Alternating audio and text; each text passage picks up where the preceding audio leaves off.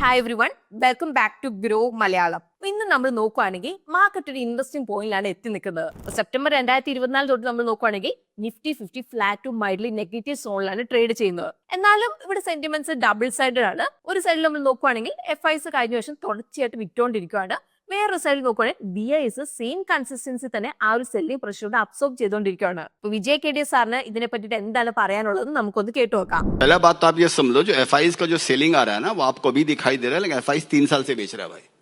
FIs का बिक्री जो आया वो नया नहीं आया, कम से कम $50 बिलियन का FIs माल बेच दिया होगा यहाँ पे, ठीक है. और 3 साल के अंदर मार्केट का क्या हुआ आप ये देख लो. अभी खाली मार्केट जो घटना चालू हुआ है, खाली वो उन्होंने अक्टूबर के अंदर में शायद 1 लाख करोड़ का माल बेचा, सितंबर या अक्टूबर के अंदर में बेचे. अभी थोड़ा ये आया और तब तक मार्केट थोड़ा वीक पड़ चुका है ऑलरेडी. इस बोलकर लोग FIs की ज्यादा बातें करने लगे. 3 साल तक हम लोगों ने FIs का सामना किया है. पहला बात तो आप ये समझो. तो 3 साल में मार्केट कहां से कहां पहुंच गया भाई. 3 साल के अंदर में कई शेयर्स 10 टाइम्स 20 टाइम्स 30 टाइम्स हुए इन 3 years 4 years आफ्टर कोविड. കഴിഞ്ഞ 12 മാസത്തിൽ FIs വലിയ നെറ്റ് സെല്ലിംഗ് ചെയ്തു. എന്നാൽ DIs റെക്കോർഡ് എമൗണ്ട് ആണ് ഇൻവെസ്റ്റ് ചെയ്തേക്കുന്നത്. അപ്പോൾ തുടക്കത്തിൽ നമ്മൾ മാർക്കറ്റിൽ കറക്ഷൻ കണ്ടിരുന്നു. എന്നാൽ DIs എന്നുള്ള കൺസിസ്റ്റന്റ് ഇൻഫ്ലോ കാരണം ഏപ്രിൽ 2025 മാർക്കറ്റ് ഒരു ബോട്ടം ഉണ്ടാക്കി, അതിനുശേഷം റിക്കവറി കണ്ടു. അപ്പൊ ഈ ഒരു ബാക്ക്ഗ്രൗണ്ടിൽ ഒരു ട്രെൻഡ് ഇവിടെ വന്നു.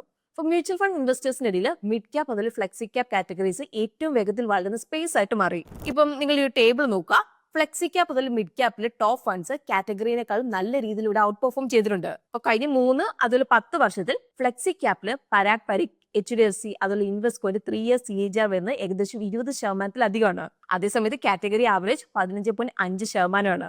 മിഡ് ക്യാപ് ഫണ്ടിന്റെ 3 year CAGR വരുന്നത് 24 മുതൽ 26% റേഞ്ചിലാണ്. അതേസമയത്ത് കാറ്റഗറിയുടെ വരുന്നത് 20.6%. പിന്നെ നമുക്ക് റിസ്ക് സൈഡ് നോക്കുകയാണെങ്കിൽ സ്റ്റാൻഡേർഡ് ഡിവിഷൻ നോക്കിയിട്ടുണ്ടെങ്കിൽ നമുക്കൊരു മനസ്സിലാക്കാൻ വേണ്ടി സാധിക്കും റിട്ടേൺസ് എത്രത്തോളം ഫ്ലക്ച്വേറ്റ് ചെയ്തിട്ടുണ്ടെന്നുള്ള കാര്യം. അതുപോലെ നമ്മളിവിടെ ഷാർപ്പ് റേഷ്യോ നോക്കിയിട്ടുണ്ടെങ്കിൽ നമുക്ക് മനസ്സിലാവും റിസ്ക് എടുത്തതിന് എത്രത്തോളം എഫിഷ്യന്റ് ആണ് റിട്ടേൺസ് എന്നുള്ള കാര്യം. ഇപ്പൊ ഫ്ലെക്സി ക്യാപ്പ് അതുപോലെ മിഡ് ക്യാപ് കാറ്റഗറി രണ്ടിലും സെലക്ടഡ് ഫണ്ട്സിന്റെ ഷാർപ്പ് റേഷ്യോ കാറ്റഗറി ആവറേജിനേക്കാളും കൂടുതലാണ്. അതായത് വോളറ്റിലിറ്റി ഒഴിച്ച റിസ്ക് അഡ്ജസ്റ്റഡ് പെർഫോമൻസ് സ്ട്രോങ് ആയിരുന്നു. അപ്പൊ ഇനി നമുക്ക് നോക്കാം റീസെന്റ് ക്വാർട്ടറിൽ ഈ ടോപ്പ് ഫണ്ട്സ് ഏതൊക്കെ സ്റ്റോക്സിലാണ് ഫ്രഷ് പൊസിഷൻ എടുത്തിട്ടുള്ളത് എന്നുള്ള കാര്യം. അതിൽ ഇവിടെ ഏതാണ് എക്സിസ്റ്റിംഗ് സ്റ്റേക്സ് കൂടിയതെന്നുള്ളത് നമുക്ക് നോക്കാം. So let's begin today's video.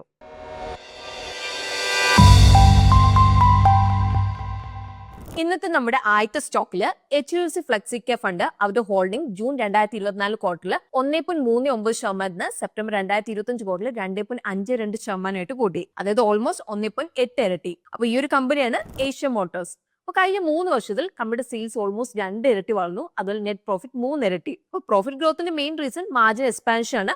21% 25% കൂടി. അപ്പൊ ഇതിന് മെയിൻ കാരണം റോ മെറ്റീരിയൽ കോസ്റ്റ് കുറഞ്ഞതും ഓപ്പറേറ്റിംഗ് ലിവറേജിന്റെ അഡ്വാൻറ്റേജ് ആണ്. അപ്പൊ ഇവർ 2 മെയിൻ ബിസിനസ് സെഗ്മെന്റിലാണ് ഇവിടെ പ്രവർത്തിക്കുന്നത്. റോയൽ എൻഫീൽഡ് മോട്ടോർ സൈക്കിൾസ് അതിൽ കൊമേഴ്ഷ്യൽ വെഹിക്കിൾസ് വഴി കൊമേഴ്ഷ്യൽ ട്രക്സ് അതിൽ ബസ്സസ്. ഇപ്പൊ റോയൽ എൻഫീൽഡ് ഫോക്കസ് ചെയ്യുന്ന middle weight motor cycle segment ആണ്. 250cc മുതൽ 750cc വരെ. അപ്പൊ ഇവിടെ ക്ലാസിക് 350 ബുള്ളറ്റ്, ഹിമാലയൻ 450 സീരീസിൽ പ്രവർത്തിക്കുന്നുണ്ട്. അപ്പൊ ഹാഫ് ഇയർ എൻഡിംഗ് ഫൈനാൻഷ്യൽ 2026 പ്രകാരം റോയൽ എൻഫീൽഡിന് ഇന്ത്യ മിഡ് സൈസ് സെഗ്മെന്റിൽ 84% മാർക്കറ്റ് ഷെയർ ഉണ്ട്. അപ്പൊ കമ്പനിക്ക് 6 ലക്ഷം മോട്ടോർ സൈക്കിൾ ആനുവൽ കപ്പാസിറ്റി, അതുപോലെ 2000-ലധികം പ്രീമിയം സ്റ്റോഴ്സിന്റെ നെറ്റ്വർക്ക് പ്രസൻസോടെ ഇന്ത്യയിൽ അവർ പല മാനുഫാക്ചറിംഗ് പ്ലാന്റ്സ് അവർക്കുണ്ട്. ഇപ്പൊ നമ്മളിവിടെ നോക്കുകയാണെങ്കിൽ UK, തായ്ലൻഡ്, അർജന്റീന, ബ്രസീൽ, അതിൽ കൊറിയ പോലത്തെ മാർക്കറ്റിൽ മിഡ് സൈസ് സെഗ്മെന്റിൽ ടോപ്പ് പൊസിഷൻ കമ്പനി റാങ്ക് ചെയ്യപ്പെട്ടിട്ടുണ്ട്. അതിൽ Q2 FY26 30,364 ഇന്റർനാഷണൽ യൂണിറ്റ്സ് വിറ്റിട്ടുണ്ട്. ഇനിയിപ്പോ നമ്മൾ വേറൊരു സൈഡിൽ നോക്കുകയാണെങ്കിൽ കൊമേഴ്ഷ്യൽ വെഹിക്കിൾസ്, കൊമേഴ്ഷ്യൽ ട്രക്സ്, അതിൽ ബസ്സസ് വോൾവോ ആയിട്ട് 50:50 ജോയിന്റ് വെഞ്ചറിൽ മാനുഫാക്ചർ ചെയ്യുന്നുണ്ട്. ഇനി കമ്പനിയുടെ ഫൈനാൻഷ്യൽസ് നോക്കുമ്പോൾ Q2 FY26 കമ്പനിയുടെ റവന്യൂ ഇയർ ഓവർ ഇയർ 45% വളർന്ന 6,172 കോടിയായി. 2 സെഗ്മെന്റ് സ്ട്രോങ് പെർഫോമൻസ് ആണ് ഈ ഒരു ഗ്രോത്ത് വന്നതിന്റെ കാരണം. ഇപ്പൊ നമ്മൾ എക്സാമ്പിൾ പറയുകയാണെങ്കിൽ നല്ല വോളിയം ഗ്രോത്ത് കാരണം റോയൽ എൻഫീൽഡ് മോട്ടോർ സൈക്കിളിന്റെ സെയിൽസ് 3,27,067 യൂണിറ്റ്സ് എത്തി. അപ്പൊ ഇതെന്ന് പറയുന്നത് ഇയർ ഓവർ ഇയർ ഏകദേശം 45% ഗ്രോത്ത് ആണ്. അപ്പൊ ഇതുപോലെ കൊമേഴ്ഷ്യൽ വെഹിക്കിൾസിന്റെ സെയിൽസിലും ഇയർ ഓവർ ഇയർ 5.4% ഗ്രോത്ത് ഇവിടെ കണ്ടു. പക്ഷേ ഈ ഒരു ക്വാർട്ടറിൽ എക്സ്പെൻസ് റവന്യൂവിനേക്കാളും വേഗത്തിൽ ഇവിടെ വളർന്നു. അപ്പൊ ഇത് മാർജിനിൽ പ്രഷർ ഉണ്ടാക്കി. അപ്പൊ ഇൻപുട്ട് കോസ്റ്റ് പ്രഷറിലായിരുന്നു. അപ്പൊ ഇവിടെ കമ്മോഡിറ്റി പ്രൈസ് പ്രത്യേകിച്ച് പ്രഷ്യസ് മെറ്റൽസ് അതുപോലെ തന്നെ അലൂമിനിയം അലോയ്സിന്റെ മാർജിനിൽ ഏകദേശം 40 ബേസിസ് പോയിന്റ് ഇമ്പാക്ട് ഉണ്ടായിരുന്നു. അപ്പം ഇതിന്റെ കൂടെ ടാക്സ് റേറ്റ് 400 ബേസിസ് പോയിന്റ് കൂടിയിരുന്നു. അപ്പൊ ഇത് വീണ്ടും നെറ്റ് പ്രോഫിറ്റിൽ അഡീഷണൽ പ്രഷർ ഇവിടെ ഉണ്ടാക്കി. അതുപോലെ net profit margin 362 basis point ഇവിടെ ഇടിഞ്ഞു. ഇനി നമ്മൾ കമ്പനിയുടെ ഗ്രോത്ത് ഔട്ട്ലുക്ക് നോക്കുകയാണെങ്കിൽ ഇവിടെ മാനേജ്മെന്റ് പറഞ്ഞ് നിലവിലെ ഗ്രോത്ത് നോക്കുമ്പോൾ പുതിയ കപ്പാസിറ്റി എക്സ്പാൻഷൻ ഇവിടെ തുടങ്ങിയിട്ടുണ്ട്. അപ്പൊ അടുത്ത വർഷം Q1 മുതൽ കപ്പാസിറ്റി പെർ ആനം 13,50,000 മുകളിൽ പോകും. അതുകൊണ്ട് തന്നെ ഫെസ്റ്റീവ് ഡിമാൻഡും ഇൻവെന്ററി ബിൽഡപ്പും കംഫർട്ടബിൾ ഇവിടെ മാനേജ് ചെയ്യാൻ വേണ്ടിയിട്ട് ഇവിടെ സാധിക്കും. അപ്പൊ കമ്പനിയുടെ ബാലൻസ് ഷീറ്റിൽ ഹാഫ് ഇയർ എന്നീ ഫൈനാൻഷ്യൽ 2026 ലോൺസ് ആൻഡ് അഡ്വാൻസസ് ഇവിടെ നല്ലപോലെ കൂടി. ഇപ്പൊ 2025 ഫൈനാൻഷ്യൽ വെച്ച് നമ്മൾ നോക്കുമ്പോൾ 318% കൂടുതലാണത്. ഇനിയിപ്പോ നമ്മൾ വേറൊരു സൈഡിൽ നോക്കുമ്പോൾ നമ്മൾ ക്യാഷ് ഫ്ലോ നോക്കുവാണെങ്കിൽ ഹാഫ് ഇയർ എന്നീ financial 2024 CFO year over year 1181 കോടി കൂടി. അപ്പം ഈ ഒരു പീരീഡിൽ റിസീവബിൾ ചേഞ്ചിൽ നിന്നുള്ള ക്യാഷ് ഫ്ലോ 63 കോടിയിൽ നിന്ന് 132 കോടിയായിട്ട് കൂടി. അപ്പൊ ഇൻവെന്ററി അബ്സോർപ്ഷൻ കൂടി തന്നെ നിന്നു. അപ്പൊ ഇതിന് വലിയൊരു കാരണം ഫെസ്റ്റീവ് സീസൺ സ്റ്റോക്കിംഗ് ആണ്. പക്ഷെ ഇവിടെ പേയബിൾസ് നല്ല രീതിയിൽ തന്നെ കൂടിയതുകൊണ്ട് വർക്കിംഗ് ക്യാപിറ്റലിന് ഇത് അഡീഷണൽ സപ്പോർട്ട് ഇവിടെ നൽകി. ഇപ്പം എല്ലാ മൂവ്മെന്റും കമ്പൈൻഡ് ഇമ്പാക്ട് കാരണം നമ്മളിവിടെ നോക്കുവാണെങ്കിൽ half year ending financial 2024 CFO by PAT 103% എത്തി. അപ്പൊ ഇത് കമ്പനിയുടെ സ്ട്രോങ് ക്യാഷ് കൺവേർഷൻ കാപ്പബിലിറ്റി ആണ് ഇവിടെ കാണിക്കുന്നത്. ഇനി നമ്മൾ ഇവിടെ മെയിൻ ചാലഞ്ചസ് നമ്മൾ നോക്കുവാണെങ്കിൽ Q2 FY26 കമ്പനിക്ക് മാർജിൽ 40 ബേസിസ് പോയിന്റ് ഇമ്പാക്ട് വന്നു. കമ്മോഡിറ്റി പ്രൈസ് പ്രത്യേകിച്ച് പ്രഷ്യസ് മെറ്റലും അലുമിനിയം അലോയ്സും കൂടിയതുകൊണ്ട്. അപ്പൊ ഇവിടെ ഈ ഒരു ട്രെൻഡ് ഇനി തുടർന്നാൽ അത് കമ്പനിയുടെ മാർജിനെ വീണ്ടും പ്രഷറിലാക്കാം. ഇനി ഇന്നത്തെ നമ്മുടെ സെക്കൻഡ് സ്റ്റോക്കില് Motilal Oswal mid cap fund അവരുടെ ഹോൾഡിംഗ്സ് മാർച്ച് 2024 ക്വാർട്ടറിൽ 4.3% സെപ്റ്റംബർ 2025 ക്വാർട്ടറിൽ 9.17% കൂട്ടി. അപ്പോൾ ഓൾമോസ്റ്റ് 2 ഇരട്ടി. അപ്പൊ ഈ ഒരു കമ്പനിയാണ് കല്യാൺ ജ്വല്ലേഴ്സ്. അപ്പൊ കഴിഞ്ഞ 3 വർഷത്തിൽ കമ്പനിയുടെ സെയിൽസ് 2.4 ഇരട്ടി വളർന്നു. അതുപോലെ നെറ്റ് പ്രോഫിറ്റ് 3.2 ഇരട്ടി. ഇവിടെ മാർജിൻ ചെറുതായിട്ട് ഇടിഞ്ഞു 8% 6%. Mainly high raw material cost കൊണ്ടാണ്. അപ്പൊ കല്യാൺ ജ്വല്ലേഴ്സ് എന്ന് പറഞ്ഞാൽ വളരെ അറിയപ്പെടുന്ന ജ്വല്ലറി റീറ്റെയിൽ ചെയിൻ ആണ്. അപ്പൊ അവർ വെഡിങ് ഫെസ്റ്റിവൽസ് അതുപോലെ എവറിഡേ യൂസിനായിട്ട് ഗോൾഡ് ഡയമണ്ട് അതുപോലെ പ്ലാറ്റിനം ജ്വല്ലറി വിൽക്കുന്നുണ്ട്. അപ്പൊ കല്യാൺ അവരുടെ store franchise owned and company ഓപ്പറേറ്ററിലേക്ക് മാറ്റുവാണ്. അപ്പൊ ഇത് ക്യാപിറ്റൽ പ്രഷർ കുറയ്ക്കാനും അതുപോലെ തന്നെ മാർജിൻ ഇംപ്രൂവ് ചെയ്യാൻ വേണ്ടിയിട്ട് ഇവിടെ സഹായിക്കും. അപ്പൊ ഇന്ത്യയിൽ അവർക്ക് സ്ട്രോങ് പ്രസൻസ് ആണ് ഉള്ളത്. ഇപ്പൊ Q2 FY26 വരെ നോക്കുവാണെങ്കിൽ കല്യാണിൽ നിന്ന് 300 സ്റ്റോറുകളുണ്ട്. കാൻഡ്രയിൽ നിന്ന് 96 സ്റ്റോഴ്സും ഉണ്ട്. അപ്പൊ ടോട്ടൽ 228 ഫോക്കോ സ്റ്റോഴ്സ് പ്രവർത്തിക്കുന്നുണ്ട്. അപ്പൊ ഇന്ത്യയുടെ പുറത്തും കമ്പനി തുടർച്ചയായിട്ട് എക്സ്പാൻഡ് ചെയ്യുന്ന സ്ഥിതിയിലാണ് ഇവിടെ ഉള്ളത്. ഇപ്പൊ മിഡിൽ ഈസ്റ്റിൽ 38 സ്റ്റോറും USA 2 സ്റ്റോറും ഉണ്ട്. ഫോർമേഴ്സ് മാർക്കറ്റിൽ കല്യാണിന്റെ ഷെയർ ഏകദേശം 7% ഇനി നമുക്ക് റിസൾട്ട് നോക്കാം. അപ്പൊ കമ്പനിയുടെ സെയിൽസ് ഇയർ ഓവർ ഇയർ 30% വളർന്ന് 7,856 കോടിയായി. ഫെസ്റ്റീവ് ഡിമാൻഡും നവരാത്രി പീരീഡിൽ സ്ട്രോങ് മൊമെന്റും നല്ല രീതിയിൽ കോൺട്രിബ്യൂട്ട് ചെയ്തിട്ടുണ്ട്. Operating profit year over year 56% കൂടി 497 കോടിയായി. അതിൽ ഓപ്പറേറ്റിംഗ് പ്രോഫിറ്റ് മാർജിൻ 5 മുതൽ 6% കൂടി. അപ്പൊ മാർജിൻ ഇംപ്രൂവ് ആയത് ഫെസ്റ്റീവ് ഡിമാൻഡും ഓപ്പറേറ്റിംഗ് ലിവറേജ് അതിൽ ബാക്ക്വേർഡ് ഇന്റഗ്രേഷൻ കൊണ്ടാണ്. അപ്പൊ ഇത് കാരണം കമ്പനിക്ക് വെൻഡേഴ്സ് ആയിട്ട് നല്ല ടേംസിൽ നെഗോഷിയേറ്റ് ചെയ്യാൻ വേണ്ടിയിട്ട് ഇവിടെ കഴിഞ്ഞു. അതിൽ ക്രെഡിറ്റ് പീരീഡ് കുറയ്ക്കാനായിട്ട് ഇവിടെ കഴിഞ്ഞു. അപ്പൊ മാർജിൻ എക്സ്പാൻഷൻ, അതർ ഇൻകം കൂടിയത്, അതുപോലെ ടാക്സ് റേറ്റ് കുറഞ്ഞത്, ഇതെല്ലാം കൊണ്ടും കമ്പനിയുടെ നെറ്റ് പ്രോഫിറ്റ് ഇവിടെ ഇയർ ഓവർ ഇയർ നമ്മൾ നോക്കുകയാണെങ്കിൽ 100% വളർന്ന് 261 കോടിയായി. ഇനി നമുക്ക് ഗ്രോത്ത് ഔട്ട്ലുക്ക് നോക്കാം. ഇപ്പൊ Q4 ഫൈനാൻഷ്യൽ 2026 കമ്പനി പുതിയ റീജിയണൽ ജ്വല്ലറി ബ്രാൻഡ് ലോഞ്ച് ചെയ്യും. 5 സ്റ്റോർ അടുത്ത 12 മാസത്തിൽ ഓപ്പൺ ചെയ്യും. അപ്പൊ ഇതിനായിട്ട് കമ്പനി 300 മുതൽ 350 കോടിയുടെ കാപ്പെക്സിൽ ഇൻവെസ്റ്റ് ചെയ്യും. അപ്പൊ ഇവിടെ മാനേജ്മെന്റ് പറഞ്ഞ ഈ ഒരു format high inventory turn over maintain ചെയ്യും.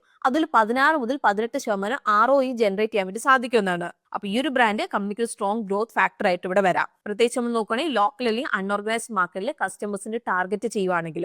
ഇനി നമുക്ക് ബാലൻസ് ഷീറ്റ് നമുക്ക് നോക്കാം. ഇപ്പൊ ക്യാഷ് ഫ്ലോ സ്റ്റേറ്റ്മെന്റ് നമ്മൾ നോക്കുമ്പോൾ 2025 ഫൈനാൻഷ്യലിൽ cash from operations flat to negative ആയിട്ട് നിന്നു 973 കോടിയിൽ. അപ്പൊ ഇവിടെ റിസീവബിൾസ് അതുപോലെ ഇൻവെന്ററി പ്രഷർ ഉണ്ടാക്കി.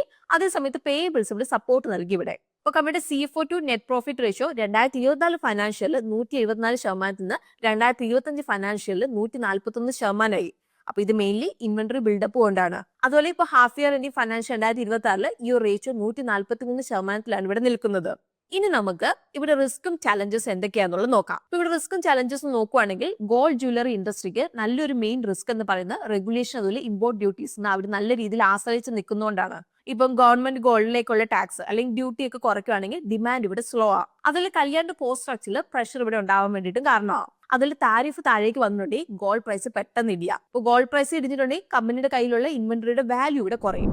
ഇനി ഇന്നത്തെ നമ്മുടെ ലിസ്റ്റിലെ മൂന്നാമത്തെ കമ്പനിയിലേക്ക് Invesco India mid cap fund June 2025 ക്വാർട്ടറിൽ അവരുടെ ഹോൾഡിംഗ്സ് 1.22% സെപ്റ്റംബർ 2025 ക്വാർട്ടറിൽ 1.43% കൂടി. അപ്പം ഈ ഒരു കമ്പനിയാണ് BSE. അപ്പൊ കഴിഞ്ഞ 3 വർഷത്തിൽ കമ്പനിയുടെ സെയിൽസ് ഓൾമോസ്റ്റ് 4 ഇരട്ടി വളർന്നു. അതിൽ നെറ്റ് പ്രോഫിറ്റ് 5.4 ഇരട്ടിയും. പക്ഷെ ഇതെങ്ങനെയാണ്?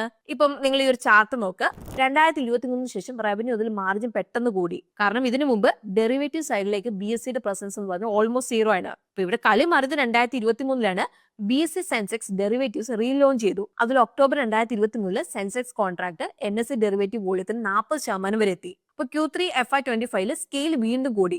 ഒരു ക്വാർട്ടറിൽ 793 ഡെറിവേറ്റീവ് കോൺട്രാക്ട്സ്, അതിൽ ഇക്വിറ്റി ഡെറിവേറ്റീവ് കോൺട്രാക്ട്സ് മാത്രം 353 കോടിയായിരുന്നു. അതായത് Q2 റവന്യൂന്റെ ഓൾമോസ്റ്റ് 1/3. അപ്പൊ ഇതിന്റെ റിസൾട്ട് എന്തായിരുന്നു?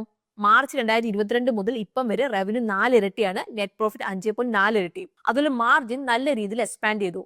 അപ്പൊ മാർജിൻ ഇംപ്രൂവ് ആയത് ഹൈ മാർജിൻ ഡെറിവേറ്റീവ് ഫോക്കസ് കൂടുതൽ കൊടുത്തുകൊണ്ടാണ്. അപ്പൊ Q2 FY26 വരെ BSE ഒരു premium share holder on exchange ആണ്. അപ്പൊ equity, debt, mutual fund distribution ഒക്കെ ഓൾമോസ്റ്റ് മോണോപ്പൊളി ലെവൽ പ്രസൻസ് ഉണ്ട്. അപ്പൊ ബിസിനസ് മോഡൽ സിമ്പിൾ ആണ്.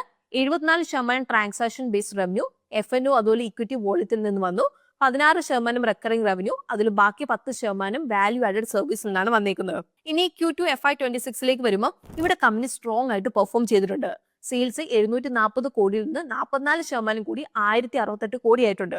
അപ്പൊ ഇത്രയും കൂടിയത് ഡെറിവേറ്റീവിന്റെ ഫാസ്റ്റ് ഗ്രോത്ത് കൊണ്ടാണ്. അപ്പൊ ഇവിടെ ഇൻഡെക്സ് ഡെറിവേറ്റീവിന്റെ പ്രീമിയം ടേൺ ഓവർ 15,000 കോടി കടന്നു. അപ്പൊ ട്രാൻസാക്ഷൻ ചാർജും ഇയർ ഓവർ ഇയർ 57% കൂടി. കോസ്റ്റ് ടൈറ്റ് ആയിട്ട് നിന്നു. ടോട്ടൽ എക്സ്പെൻസ് മാത്രം 7% കൂടി. അപ്പൊ ക്ലിയറിംഗ് ആൻഡ് സെറ്റിൽമെന്റ് കോസ്റ്റ് 41% കുറഞ്ഞ് 108 കോടിയിൽ നിന്ന് 63 കോടിയിലേക്ക്. അപ്പൊ അതുകൊണ്ട് ഓപ്പറേറ്റിംഗ് ലിവറേജ് നല്ല സ്ട്രോങ് ആയിരുന്നു.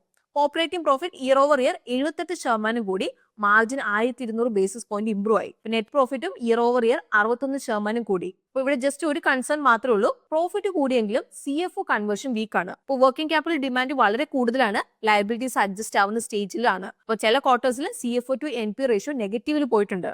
മെയിൻലി ഓവർ വർക്കിംഗ് ക്യാപിറ്റൽ പ്രഷറും ഉണ്ട്. നമ്മൾ ഇവിടെ ഗ്രോത്ത് പെർസ്പെക്റ്റീവ് നോക്കുമ്പോൾ മാനേജ്മെന്റ് ക്ലിയർ ആയിട്ട് Q1 FY26 കോളിൽ ക്ലിയർ ആയിട്ട് പറഞ്ഞത് ആക്ടിവിറ്റി ഇപ്പോൾ നോൺ എക്സ്പയറി ഡേയ്സിലേക്ക് മാറുവാണെന്നാണ്. അതുപോലെ ലോട്ട് സൈസും കൂടിയിട്ടുണ്ട്. അപ്പൊ ഇതിന്റെ അർത്ഥം എന്താണ്? പെർ കോൺട്രാക്ട് പ്രീമിയം കോഡും കോൺട്രാക്ട് കൗണ്ട് കുറയും, ക്ലിയറിംഗ് അല്ലെങ്കിൽ സെറ്റിൽമെന്റ് കോസ്റ്റ് ഓട്ടോമാറ്റിക് ആയിട്ട് കുറയും എന്നാണ്. അപ്പൊ ഇതുപോലെ ലോങ് ടേം മാർജിൻ ഇംപ്രൂവ് ചെയ്യാൻ വേണ്ടി സഹായിക്കുന്ന ഒരു പോയിന്റ് ആയിട്ട് മാറി. അതായത് നോഷണൽ വോളിയം ഭയങ്കരമായിട്ട് കൂടിയില്ലെങ്കിലും മാർജിൻ എക്സ്പാൻഡ് ചെയ്യാൻ വേണ്ടിയിട്ട് ഇവിടെ സാധിക്കും. എന്നാലും ഇവിടെ റിസ്ക് ഉണ്ട്, റെഗുലേറ്ററി ഇമ്പാക്ട്. ഇപ്പൊ നമ്മൾ എക്സാമ്പിൾ പറയുകയാണെങ്കിൽ എക്സ്പയറി ചേഞ്ചസ് വന്നാൽ അത് ബിസിനസിന്റെ പ്രവർത്തനത്തിന് ഇവിടെ ബാധിക്കാം. അപ്പൊ നിലവിൽ BSE റവന്യൂന്റെ ഏകദേശം 58%, അതിൽ പ്രോഫിറ്റിന്റെ കൂടുതൽ ഡെറിവേറ്റീവ്സ് ആണ് വരുന്നത്. എക്സ്ചേഞ്ചിന്റെ ബിസിനസ് ഇപ്പോൾ ഓപ്ഷൻസ് ലിക്വിഡിറ്റിയും സെബി റൂൾസിനും ഡിപ്പെൻഡ് ചെയ്ത ഒരു ലിവറേജ് ബെറ്റ് പോലെയായി. അതായത് ഇപ്പൊ ചെറിയൊരു മാറ്റം വന്നാൽ എക്സ്ചേഞ്ച് പ്രോഫിറ്റിനെ വലിയ രീതിയിൽ അത് ബാധിക്കും. ഇനിയിപ്പം ഓപ്പോസിറ്റ് സൈഡില് ക്യാഷ് ഇക്വിറ്റി വീക്ക് ആവുകയാണ്. ഇപ്പൊ cash equity volume കുറയ്ക്കുകയാണ്.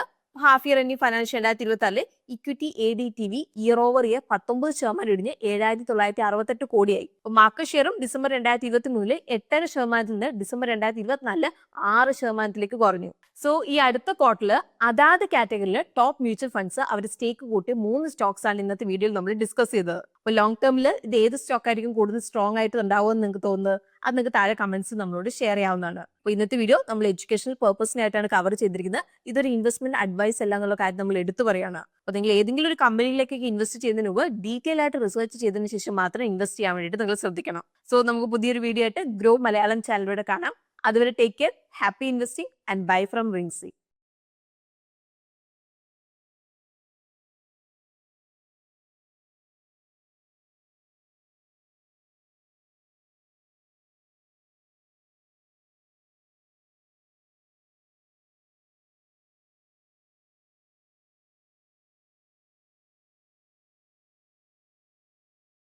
Investment in securities market are subject to market risks. Read all the related documents carefully before investing. Please read the risk disclosure documents carefully before investing in equity shares, derivatives, mutual fund, and or other instruments traded on the stock exchanges.